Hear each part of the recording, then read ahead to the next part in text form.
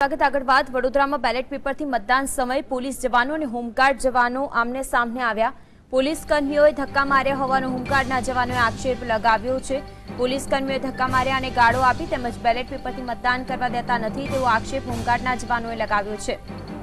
છાણી જિલ્લા police headquarter ખાતે postal બેલેટથી મતદાન સમયે હોબાળો જોવા મળ્યો।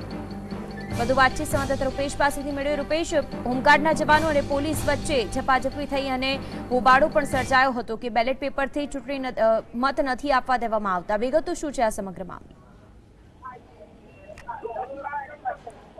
જી રૂપેશ।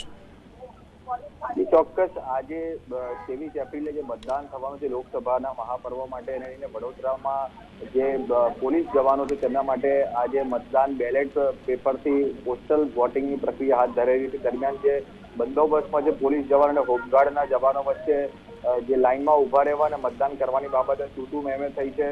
હોમગાર્ડના જવાનોએ ગંભીર આક્ષેપ કર્યો છે કે તેમને લાઇનમાં ઉભા રહેવા દીધા નથી અને લાઇનમાં ધક્કા મારવામાં આવ્યા છે અને જોઈ લેવાની ધમકી સુદ્ધા ઉચ્ચારવામાં આવતા એક તબક્કે મતદાનનો પણ બહિષ્કાર કર્યો છે।